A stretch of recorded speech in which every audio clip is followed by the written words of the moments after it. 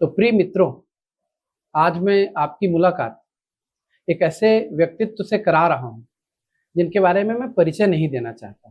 परिचय तो दिया जा सकता है, मेरे बहुत पुराने परिचित हैं, लेकिन किसी भी व्यक्ति का परिचय मेरे अनुसार उसके कार्यों से होता है और इन्होंने बहुत से उल्लेखनीय कार्य किए। और अभी हाल ही में मुझे इनकी एक पुस्तक पढ़ने को मिली, माली। तो मैं इनका परिचय इस पुस्तक के, इस उपन्यास के लेखक के रूप में आपसे कराना चाह रहा हूं। और इस माली नामक उपन्यास के जो प्रशासन और मानवीय व्यवहार के उलझाव की कथा है, इस पर हमारी लंबी चर्चा होगी। उसी पुस्तक के एक यशस्वी उपन्यासकार दिनेश श्रीवास जी से आज हम आपका परिचय करा रहे हैं। और इनसे परिचय कराऊं, इनसे पहले लेखन आज के युग में बड़ा चुनौतीपूर्ण कार्य हो चुका है। एक तरफ ये बहुत तेजी से ऊपर भी जाता है, लोग लेखकों को आज भी पसंद करते हैं, सिर आंखों पर बैठाते हैं। और दूसरी तरफ लेखन के फील्ड में नए प्रयोगों के लिए, नए विचारों के लिए लिखने से एक लेखक को संघर्षों का सामना करना पड़ता है, जूझने का सामना करना पड़ता है। तो मैं ज्यादा कुछ नहीं कहूंगा, मैं पहले एक दो लाइन बता देना चाहूंगा कि मैंने खुद अपनी जिंदगी में लिटरेचर हिंदी से मैं आईएएस के इंटरव्यू तक गया, तो मैंने प्रेमचंद जी से लेकर जयशंकर प्रसाद जी के उपन्यास भी पढ़े, अमृतलाल नागर जी को भी पढ़ा, और वहां से लेकर आज अमीश जी हैं, चेतन भगत हैं, नीलोत्पल मृणाल हैं, इन सभी के उपन्यासों को भी मैं उतनी ही शिद्दत से पढ़ता हूं। और यहाँ तक कि सुरेंद्र मोहन पाठक के जासूसी उपन्यास भी जितने लिखे गए हैं उन सबको मैं पढ़ चुका हूँ। पर मैं किसी अपने व्यक्ति की तारीफ नहीं कर रहा हूँ, और आप मेरे चैनल से भी परिचित हैं, मुझसे भी परिचित हैं, झूठा तारीफ मुझसे होता नहीं। लेकिन जब मैंने दिनेश श्रीवास जी के उपन्यास माली को पढ़ना शुरू किया तो मैं पढ़ते रह गया।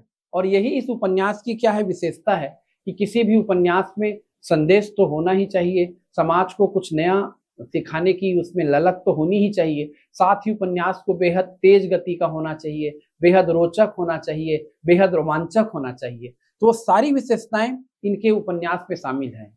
तो हम इनसे चर्चा प्रारंभ करते हैं। सबसे पहले ये जानना चाहेंगे कि आपको ये उपन्यास लिखने की प्रेरणा कैसे मिली।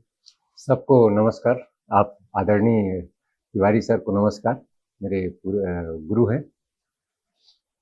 उपन्यास लिखने की प्रेरणा जब मैं पीसीएस, जिसको हम पीएससी भी कहते हैं यहाँ पर, इसकी तैयारी कर रहा था, और जब प्रशासन हम पढ़ते हैं, समझते हैं, इसको देखते ही एक जिज्ञासा जो प्रशासन के प्रति बनती है।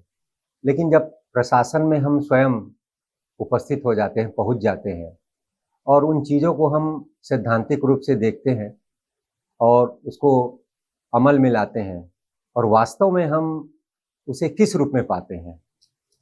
तो मैंने कई क्षेत्रों में सेवा की है, कई क्षेत्रों के अर्थ ये है कि कई विभागों में मैंने की है, और नौकरशाही को, पूरा तंत्र जो है हमारा आधुनिक प्रशासन का जो तंत्र है वो नौकरशाही से संचालित है।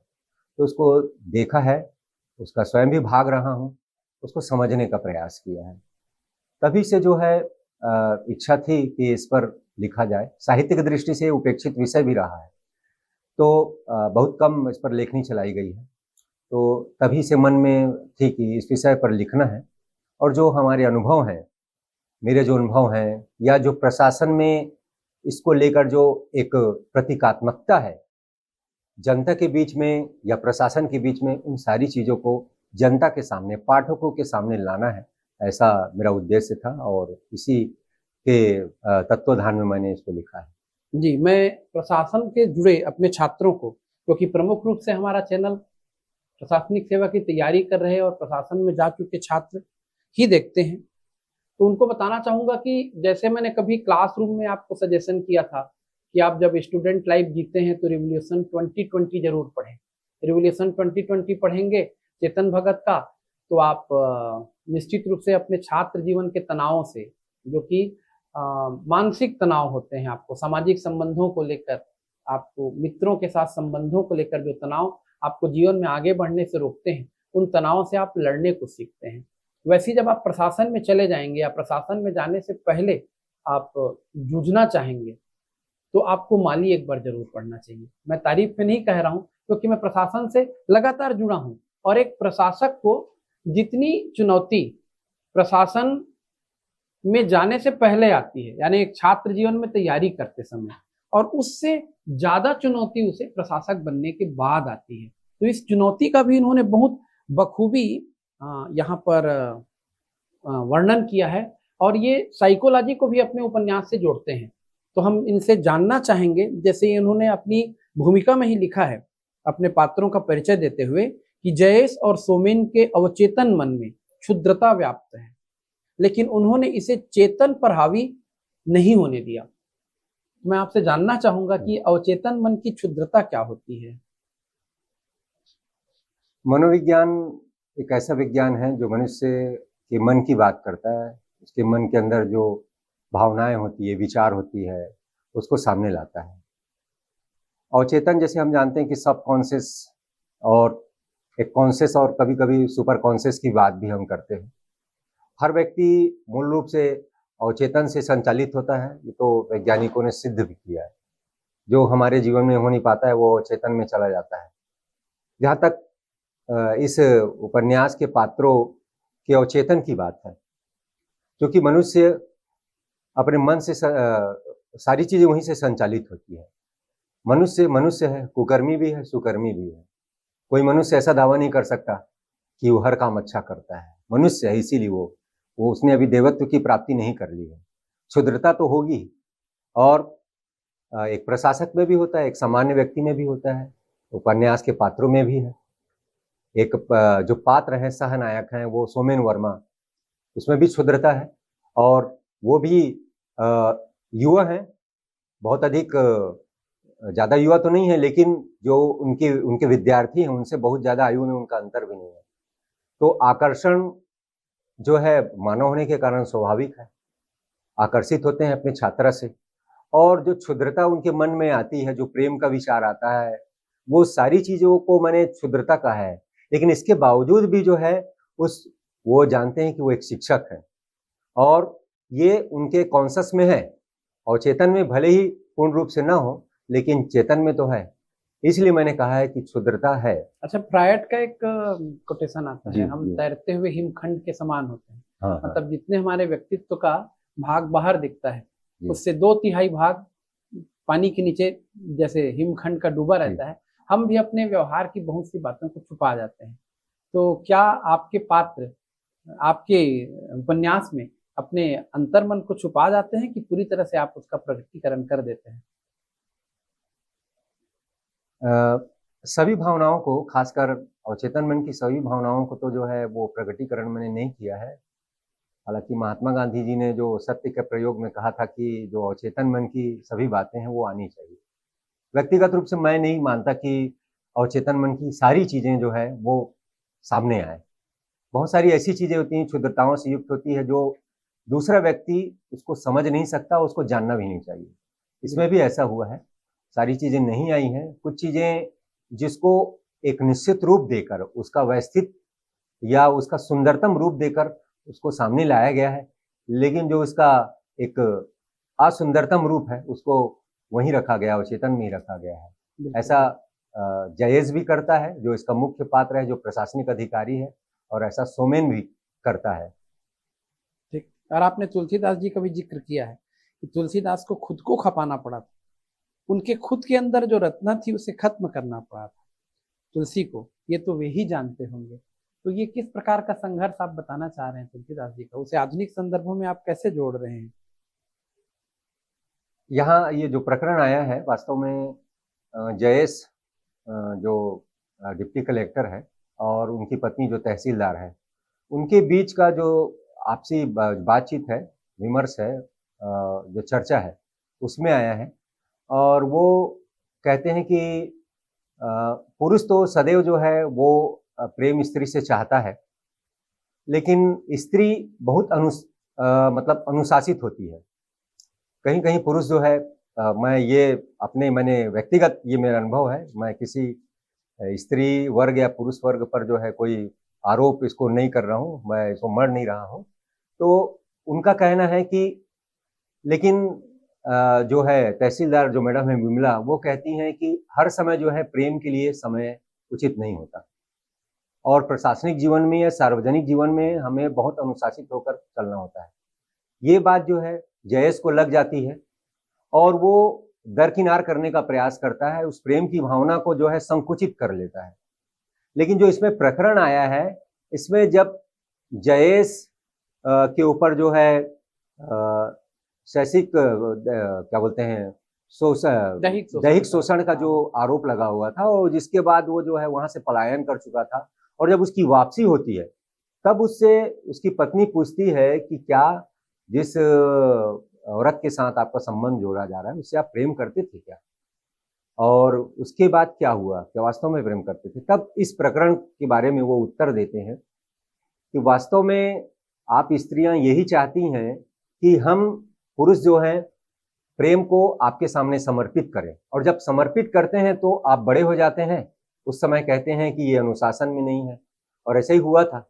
और अभी जब तुलसीदास की जो बात यहाँ प्रकरण जो आता है उसके संबंध में वो कहते हैं कि तुलसीदास जी के साथ भी ऐसा हुआ था, रत्नावली के पीछे अब समर्पित थे, तब रत्नावली ने भी यही कहा था कि मुझ पर जो है आप बहुत ज्यादा समर्पित हो, अगर आप जो है इस वंदना में इतना समर्पण लगाते तो कहीं और होते। तो आपकी कविता में एक और शब्द आता है, मतलब एक आप पंक्तियां लिखते हैं, निर्लिप्त निर्लिप्त निर्लिप्त, आस्वाद कर सुमन रस, मैं हूं निर्लिप्त भ्रमर, पाकर मकरंद प्रेम पयोधिका, मैं विजित करूं वासना समर।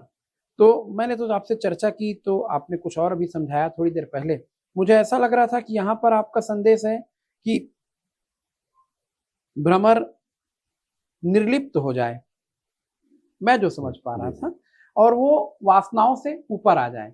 पर आप शायद इसे पुरुषवादी या नारीवादी मानसिकता में ले जा रहे थे कि मकरंद जो है या भौरा जो है किसी भी फूल के साथ नहीं जोड़ना चाहता। मतलब आप वास्तव में क्या कहना चाह रहे थे इन पंक्तियों से, इस उपन्यास में? बहुत पहले से हमारी भारतीय और लगभग विश्व के सभी साहित्य में पुरुष को जो है एक भ्रमरवादी प्रवृत्ति का ही माना जाता है। हमारे शास्त्रों में इसका अच्छे से व्याख्यान भी है, और उसी चीज को मैंने यहाँ भी लिया है कि निर्लिप्त पुरुष सोचता है कि वो निर्लिप्त है, जिस भी स्त्री से सहयोग या प्रेम करता है और उसके बाद वो समझता है कि वो निर्लिप्त है उसके प्रेम से और वो उसको छोड़कर आगे जा सकता है। यही चीज जो है यहाँ पर आई हुई है और मैंने उसको निर्लिप्त कहा है। इसमें अगर आप कहें तो स्त्रीवादी पुरुषवादी कुछ भी नहीं है, पुरुष का एक स्वभाव है और इसमें यही चीज आया है। और अगर आप कहेंगे कि क्या अनुशासित होना चाहिए, वास्तव में संदेश वही है कि पुरुष को अनुशासित होना चाहिए अपने प्रेम के प्रति। जो उनका समर्पण है, प्रेम का जो समर्पण है जिसके भी प्रति अनुशासित होनी चाहिए, यही बात बताता है। जो एक और चर्चा लास्ट आपसे, फिर आपका हम संदेश जानना चाहेंगे, इसका थीम। मैं कोई फिलासफर नहीं हूँ जो विशुद्ध प्रेम की व्याख्या करूं, लेकिन क्या किसी का सहयोग करना, उसके साथ रहना, उसके साथ जीवन जीना, उसके प्रति सद्भावना रखना, इन चीजों से किसी के मन में प्रेम का विकास नहीं हो सकता? अगर नहीं तो ना ही सही। इस जीवन जगत में विशुद्ध प्रेम का ढिंढोरा पीटना गलत है। तो आज क्या परिवेश बदल चुका है? आगे आप लिखते भी हैं कि अब तो हमें प्रेम को विलुप्त होती प्रजाति के रूप में कुछ बताना पड़ेगा। तो क्या आप मान रहे हैं कि आज का जमाना इतना बदल चुका है कि अब विशुद्ध प्रेम मिलेगा ही नहीं इस दुनिया में? नहीं, विशुद्ध प्रेम नहीं मिलेगा ऐसा मैं दावा नहीं कर रहा हूँ इसके माध्यम से। विशुद्ध प्रेम मिल सकता है। अब मात्रा की कमी जरूर हो गई है कि कितने लोगों से मिलेगा, कितने लोग हैं, लाखों करोड़ों लोग हैं, उसमें कितने लोगों से मिलेगा, इस पर मैंने कहा है। मतलब हम जो है बहुमत की बात करते हैं, अल्पमत की बात तो करते नहीं। अल्पमत में सब कुछ संभव है। यहाँ पर जो रमणीक पात्र ये कहता है कि कविता और ज्योति जो उसके महिला मित्र हैं, मतलब जो कॉलेज के जमाने के, तो उनसे कहता है कि विशुद्ध प्रेम की कल्पना आज के समय में थोड़ी सी कठिन है। किसी भी पात्र से अगर विशुद्ध प्रेम की अपेक्षा करते हैं तो ये व्यवहारिकता में थोड़ा सा दिक्कत है, आवश्यक नहीं कि मिल जाए करके। हाँ, बल्कि प्रेम की अपेक्षा जो व्यक्ति आपके लगातार संपर्क में है, आपका सहयोग कर रहा है, आपका जो जीवन संचालन करने में अपनी भूमिका निभा रहा है, वो भी तो एक प्रकार से सहयोग है। और उस सहयोग में भले उस व्यक्ति से आपका प्रेम पूर्णतः प्रेम ना हो, आकर्षण ना हो, लेकिन धीरे-धीरे उसके साथ साहचर्य बिताते हुए, रहते हुए जो है, धीरे-धीरे आपसे उसका प्रेम हो जाता है।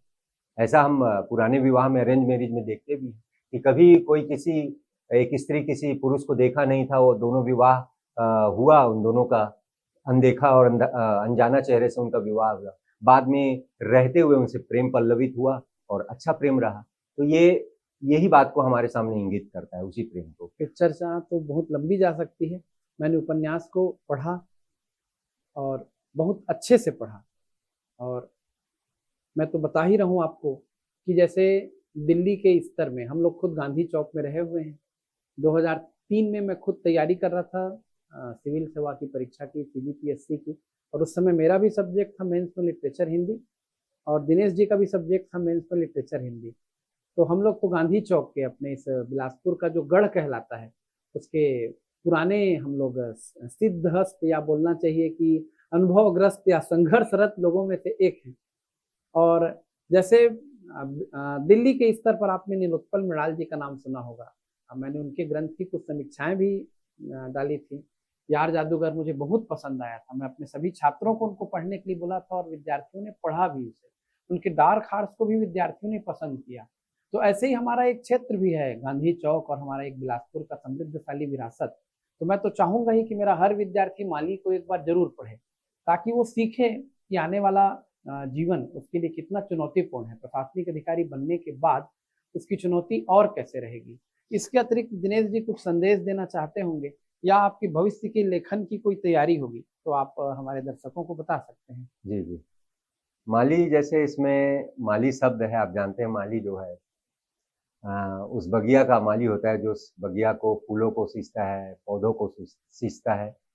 तो मैंने इसका जो अर्थ जो है आज के जो आधुनिक प्रशासन है और उसमें जो नौकरशाह हैं, जो इस आधुनिक प्रशासन को चला रहा है, उनके संदर्भ में लिया है। साथ में इसमें शिक्षक वृंद और जितने भी कर्मचारी हैं वो भी हैं, इसके संदर्भ में इसको लिया है। और जिस चमन का माली जितना ईमानदार होगा, वो चमन उतना ही पल्लवित पुष्पित होगा, ये तो निश्चित है। और हमारा जो चमन है, आज का जो चमन है, जिसमें नौकरशाह है, जनता है, ये वास्तव में किस रूप में है, वो मेरा अनुभव जो है इस माली में आया है। एक युवक की संघर्ष की कहानी भी है, वो कैसे प्रशासनिक अधिकारी बनता है, जो हम सभी मध्यवर्गीय, भारत में सभी लगभग मध्यवर्गीय हैं। एक मध्यवर्गीय युवक के लिए प्रशासन में आना, तैयारी करके कितना कठिन है, अपनी पारिवारिक जिम्मेदारियों को समझते हुए, पारिवारिक स्थितियों को समझते हुए, इसको भी मैंने बताने का प्रयास किया है। जो कथा का मुख्य नायक है जयेश, कितने संघर्ष में आता है, और उसके साथ ये उसका पहला संघर्ष है, लेकिन वास्तविक संघर्ष तो सेवा में आने के बाद होता है।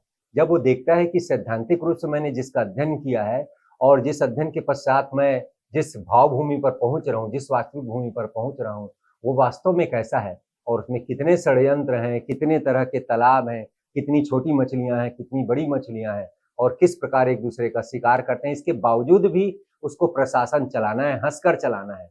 और इसमें क्योंकि हर प्रशासक एक मनुष्य भी है, मनुष्य के मन की भावनाएं भी हैं, इन सारी चीजों को लेकर जो है प्रशासन पर बैठता है, तब वो किस प्रकार से प्रशासन को संचालित करता है और कैसे सफल होता है, इसकी कहानी मैंने माली में देने का प्रयास किया है।